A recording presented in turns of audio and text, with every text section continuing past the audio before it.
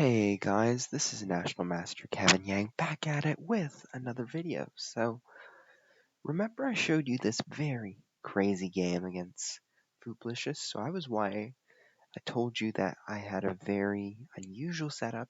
If you did not watch it, just feel free to look back at it.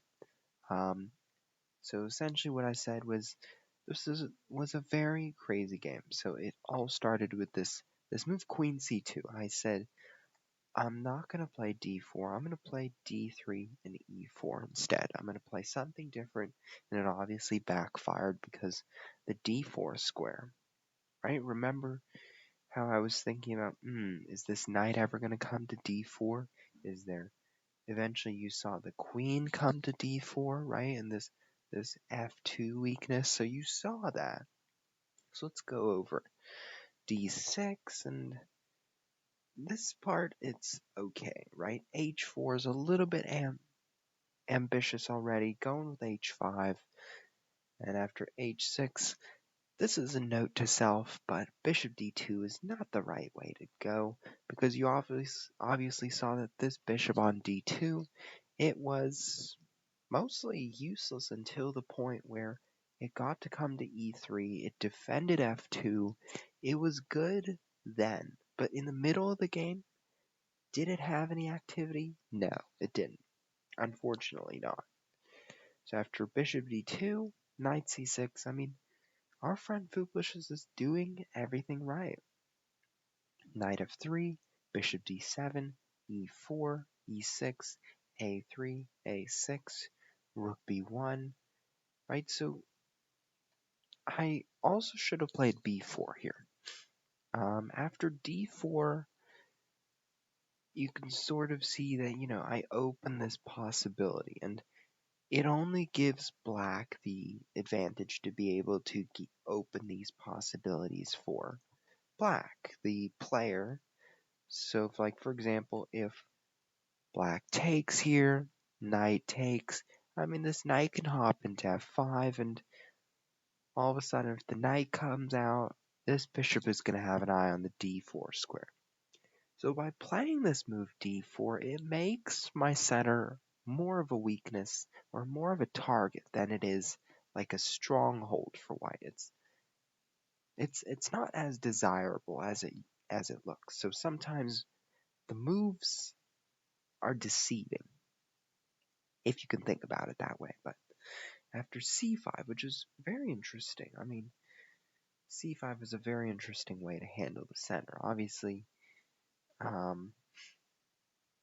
would have played f takes e4 and just said, take, right? And the queen comes out, the bishop comes this way, the knight comes out this way, castling, and that's how I would have handled it. But c5 is very interesting. D takes, and b4. I just wanted to open things. It's all normal here. And now knight e5, and you'll see that the computer recommends the move queen d6 or castling, and both those moves are great, but knight g4 happened, and knight g4 is both a good and a bad move. So number one, there's ambition behind the move. I can see that our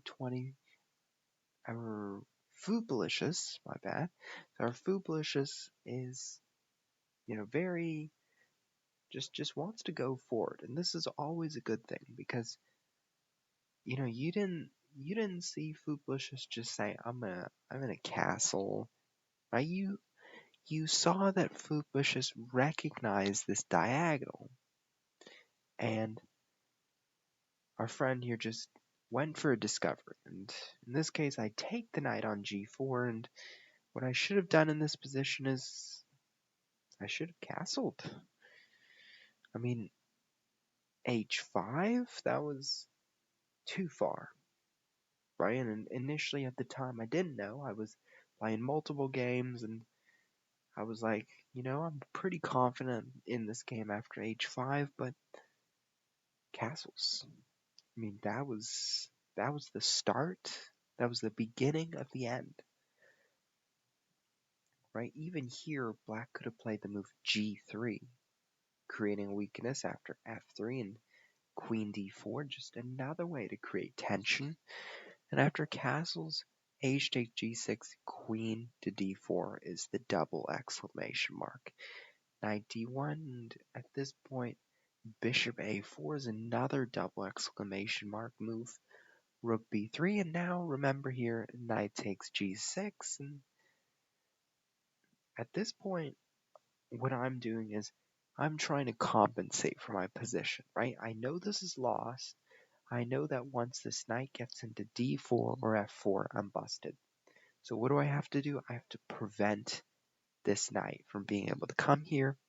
I also want to be able to take some pawns when I can. Knight takes g6, g3, just preventing f4, and here knight f4 was just not necessary. G takes, rook takes, and here, like I said before, in the last video, I should have played queen takes b6, ignored the threat of this rook, right? If I played bishop takes f4, I gave my opponent more possibilities with queen f3 and queen takes h1. So here I committed to the trade, to the imbalance, and the reason why I committed to the imbalance was a reason I highlighted in the last video, right? I said, what happens? So instead of rook e1, I was going to keep the rook, but what happens after rook e1?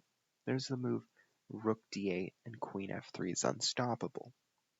So what should I have done instead? Queen takes b6, ignore it. So in the game, I committed to this imbalance. I also, in a normal game, I would have played queen takes g4 to get another pawn, but I wanted to play e5. I wanted to mix it up. I noticed our friend Fupalicious was low on time, so I went for it. Queen g6, and all Fupalicious had to do was move it over. That's it. That's all that had to happen. And then I played queen takes g4, and it would be a very complex game because there's queen a1 stuff, but at the same time, maybe white wants to deliver some perpetual checks. So it gets very confusing, and I really don't know who would win, but I feel like black has much more winning chances than white does. So rook takes f2 happened, and at this point, queen cannot take knight because of checkmate. So I run my way to safety.